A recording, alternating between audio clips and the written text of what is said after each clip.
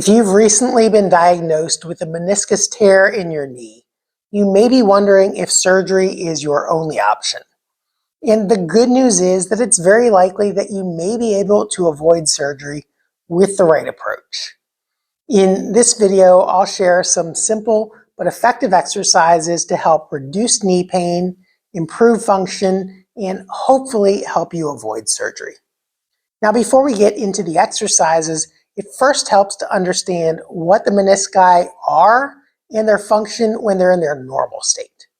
The menisci are two C-shaped fibrocartilage discs that sit on either side of your knee. Their function is to help with shock absorption, so they protect the underlying articular cartilage, which has a slightly different structure than the fibrocartilage in your meniscus. The menisci also help with knee stability. So how common are meniscus tears? Well, actually, they're really common as you age.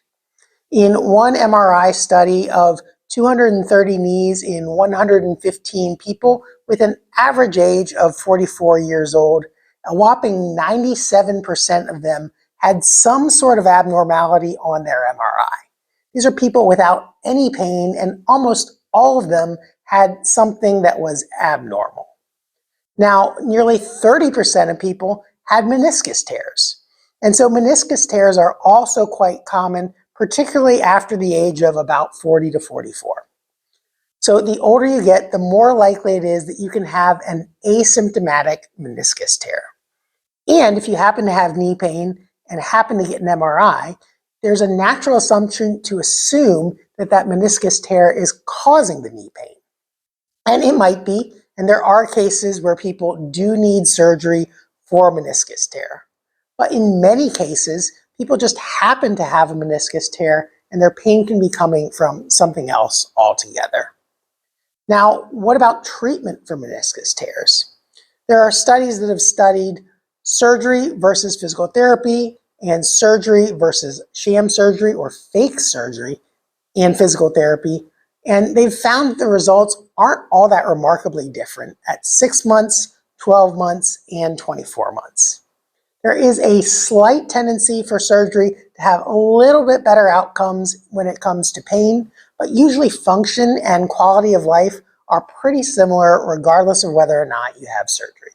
So while there are people who do need knee surgery, it's at least worth giving conservative treatment a chance. And a lot of times the physical therapy that they do in research studies is kind of basic in general. But the exercises that we're going to discuss in this video are specifically designed with the function of the meniscus in mind. Now remember that one function of the meniscus is with shock absorption. So one common question people ask is it safe to walk? Is it safe to run? And the answer to that is largely it depends. If you can walk without knee pain, then it is safe to walk. If you can't bear weight on your knees without it hurting, you should probably use crutches for a short period of time until you can walk without a limp. Because if you're limping, you're going to further twist and grind on the meniscus and can possibly worsen the problem. And then if you can get back to running pain-free, you can run, but gradually progress your distance over time. Now, what about range of motion? People with meniscus tears often get tears in the back part of their knee, an area called the posterior horn. And that often limits end-range knee bending. So now we'll go over some exercises to help with knee range of motion, particularly in end-range bending. One great exercise to help with knee bending is to take a towel and put it behind your knee. This kind of acts like a wedge or a fulcrum to help gap the knee joint. So if you do have some pinching of the menisci in the back part of the knee, it helps prevent you from pinching in that back part. So put the towel behind your knee, bend as much as you feel comfortable going, and then pull your leg using your hands into further bending or knee flexion. Now, you should not push range of motion with a meniscus tear. So only go as far as you feel comfortable going. Pull the knee in, let the towel kind of gap the knee, and then relax a little bit. And then pull in a little bit farther and relax. And over time, you should be able to get farther and farther into knee bending. Now, another thing you need to keep in mind with knee range of motion is that the knee isn't purely a bending and straightening joint or flexion and extension joint. There are a little bit of side-to-side motions, and excessive amounts of twisting or side-to-side motion, particularly in weight bearing, can actually start to grind on the meniscus. If you have joint dysfunctions where your knee is kind of stuck in a position that way or that way, that can also irritate the meniscus. So here are a few joint mobility exercises to help get the joint better aligned. In the clinic, I do testing to find out which way the knee joint moves better, but it does take some trained hands and often years of experience to be able to detect that. So to do it on your own, a simple way to do it is to walk or do a partial squat or do something that's a little bit painful, do the treatment, and then try it again and see if it's any better. If it's not, then just do the opposite approach. So the first one we're going to go over, this is the one that I show people the most often and works really well. I use it for my own knees sometimes as well. Is cross one leg over like this so that your knee bends a little bit. Then you're going to take this hand and wrap it around your shin bone or your tibia. Then you're going to take your other hand and put it just above the bend on the inside of your femur. So you're going to pull your shin inwards. You're kind of translating inwards while also rotating or arcing it inwards. Then you're going to push out with this hand. And it's just a very small movement. There are millimeters of movement in this motion, so don't think you're going to be doing a big motion like that. It's just a very tiny movement. Pull till you hit an end range, hold for a little bit, and then relax. Push and pull, so you're pushing with this hand, pulling with this hand, and then relax. Push and pull, and relax. And then get up and walk, do a squat, do your pre-test test again and see if it's changed. If it's gotten better, that's wonderful. If it hasn't gotten better, then try the second option. This will be basically just the opposite. You're going to take your hand and put it on the inside of the shin. Previously, your hand was on the outside of the shin and the inside of the thigh. Now it's going to be on the inside of the shin and outside of the thigh. Then you'll just press inwards with this arm while pressing outwards with this arm. It helps to use your knee to kind of push on your elbow a little bit as well. So now you're going in the opposite direction. And remember, it's just a very tiny movement like this.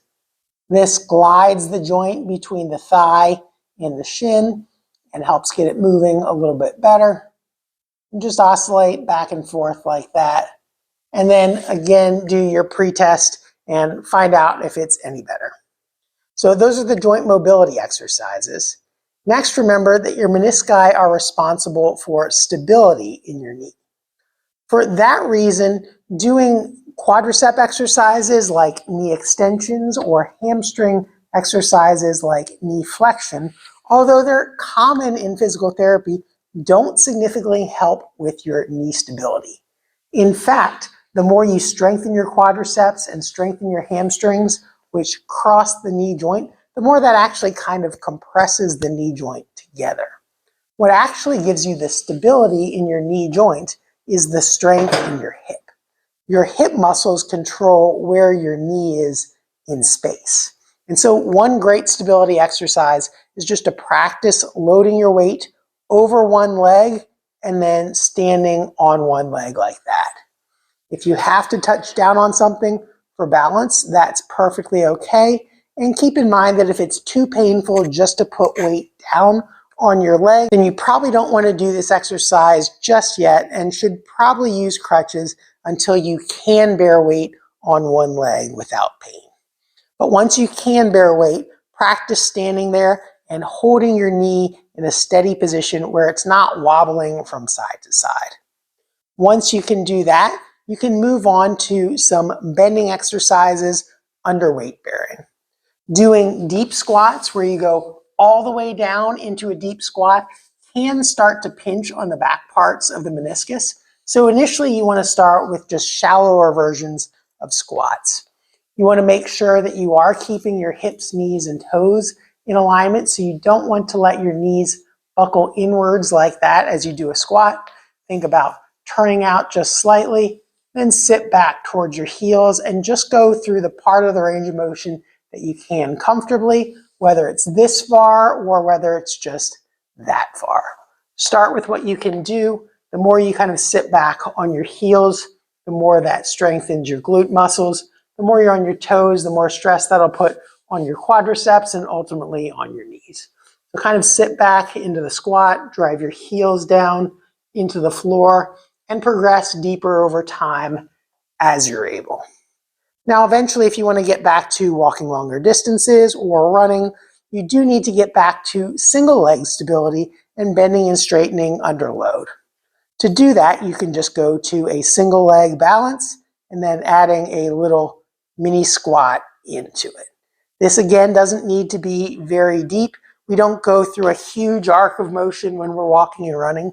Just do what you can, keeping your balance and stability, practicing going up and down, and again, trying to keep your hip, knee, and toe in alignment. And then as you're able, you can start with shallow squats and then go deeper over time. So those were the stability exercises for meniscus tears.